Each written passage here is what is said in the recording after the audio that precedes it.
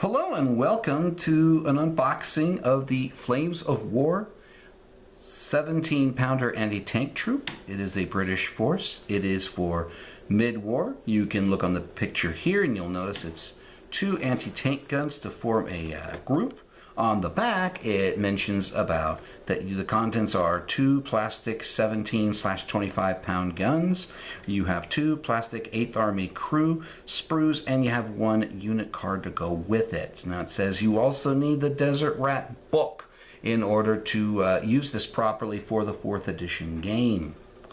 Okay, what do you get? I opened it up earlier and then I was disrupted. So I'm going to go ahead and let me zero in a little bit on the sprues themselves so you can see. What's really nice about the sprues, it is that hard plastic that you'd find in a typical model kit. I find that this is the kind of best plastic to work with personally. But in this, with Battlefront, they did very well in that you actually have 3 possible choices with each sprue. Because it is a 25-pounder carriage, the 25-pounder carriage, you have you have the mid-war, early/mid-war version. Here you can have the late war version of the 25-pounder, and there's the muzzle brake, and then this long one here, ladies and gentlemen, that's the 17-pounder gun. So you have choices. Now I bought this originally not for the AT gun, but to finish off my 25-pounder battery for my Desert Rats force. So if you don't want to go and buy the entire unit and you're getting, instead of having 2 25-pounders with this, now I can have my 4 25-pounders and be done with it. Now these anti-tank guns here, just a quick comment, they included it for the mid-war set. It wasn't there at the Battle of El Alamein or the second Battle of El Alamein. In the war, there was the race of who had the better tank and who had the better weapon to knock out the better tank with. That's pretty much what it was. It was like an arms race. So the 17-pounder gun wasn't there at El Alamein or the second Battle of El Alamein, but it was there in time for the closing days for the fighting in North Africa, in Tunisia. And this was specifically addressing the issue of German Tiger tanks. And this is something that could take out the Tiger tank as opposed to the other anti-tank guns that are out there. So again, fantastic.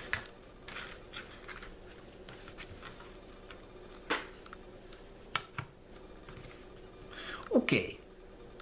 So you get 2 bases to mount it, and you may notice the little holes in there. That's where the crew is supposed to go in.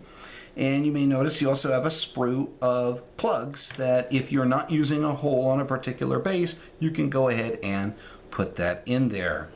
And that would be it, and that covers it up. Now you can also add extra stuff to your basing and all that other wonderful stuff there. So there's a lot of advantages to doing this.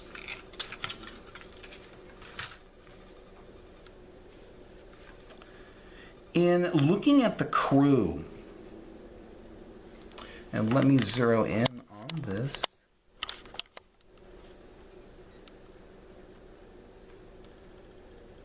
In looking at the crew themselves, it is not the same kind of plastic as you find with the guns that you've seen just a moment ago.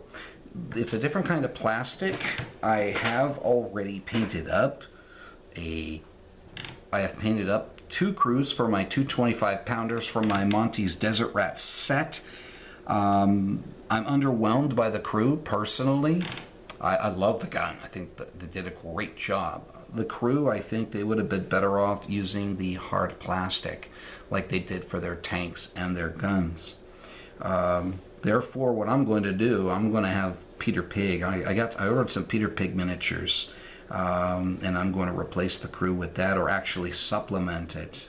So that ought to give it a little bit of variety and character. Now you may notice here this guy's ramrod is bent, I have been told you put that in hot water and the rod will straighten itself out back to the original shape that it is. You also get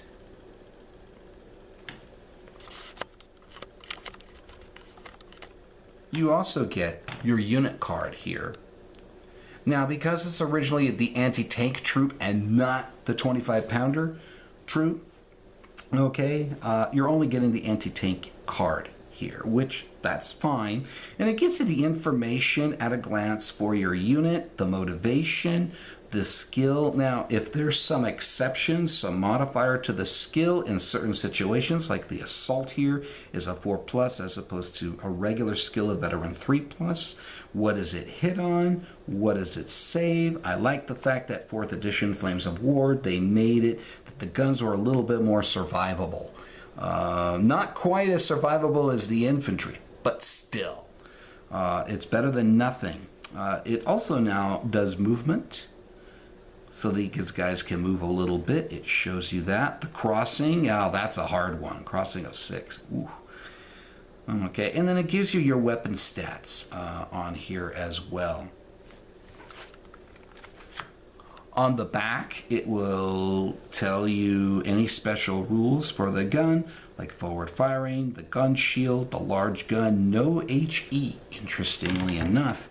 And then it also, you can field it in either with one pair of guns, 3 of the guns, or 4 of the guns for the different point values, respectively. So it does give the player a little bit of flexibility as to what to do with it. All in all, I think it's a good kit. I'm going to work a little bit with the crews, and I think Battlefront did a good job on this, and I hope that this review has been a benefit and a blessing to you. All right, goodbye and God bless.